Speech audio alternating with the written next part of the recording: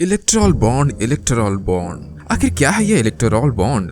तो चलिए जानते हैं हम इसे आसान भाषा में। आखिर क्यों देश के हर वासियों को ये जानना बहुत जरूरी है कि आखिर ये इलेक्टोरल बॉन्ड है क्या, और ये चुनावी दौर में बहुत ही गरमाया हुआ मुद्दा है। तो चलिए हम इसे जानते हैं बहुत ही आसान भाषा में। देखिए, इलेक्टोरल बॉन्ड यानी कि आसान शब्दों में कहा जाए तो ये एक गुप्त दान है जो किसी भी बड़ी कंपनी या बड़े खानदान द्वारा किसी भी राजनीतिक पार्टी को दिया गया एक गुप्त चंदा कहा जा सकता है। इसे गुमनाम वचन पत्र भी कहते हैं। यह एक चुनावी बॉन्ड है। इलेक्टोरल बॉन्ड राजनीतिक दलों को चंदा देने वाला एक वित्तीय जरिया है। यह एक वचन पत्र की तरह है जिसे भारत का कोई भी नागरिक या कंपनी भारतीय स्टेट बैंक की द्वारा ही चुनिंदा शाखाओं से खरीद सकता है और अपनी पसंद के किसी भी राजनीतिक दल को गुमनाम तरीके से दान कर सकता है। भारत सरकार ने इलेक्टोरल बॉन्ड योजना की घोषणा 2017 में की थी। इस योजना को सरकार ने 29 जनवरी 2018 को कानूनन लागू कर दिया था। इस योजना के तहत भारतीय स्टेट बैंक राजनीतिक दलों को धन देने के लिए एक बॉन्ड जारी कर सकता है। इन्हें ऐसा कोई भी दाता खरीद सकता है जिसके पास एक बैंक खाता है जिसकी केवाईसी की जानकारियां उपलब्ध है। सबसे खास बात यह है कि इलेक्टोरल बॉन्ड में भुगतानकर्ता का नाम नहीं होता है,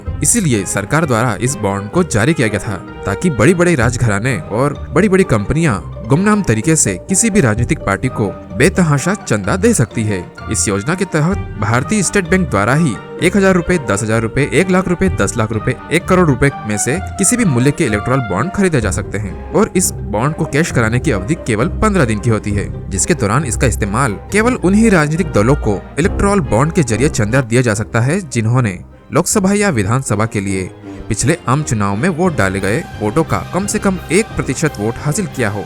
इस योजना के तहत चुनावी बॉन्ड जनवरी, अप्रैल, जुलाई और अक्टूबर के महीने में 10 दिन की अवधि के लिए खरीद के लिए उपलब्ध कराए जाते हैं। इस इलेक्टोरल बॉन्ड को लेकर बहस इस तरीके से है कि सरकार का कहना यह है कि इलेक्टोरल बॉन्ड लाने का हमारा मेन मकसद था कि इलेक्टोरल बॉन्ड से चुनावी चंदे में पारदर्शिता आएगी।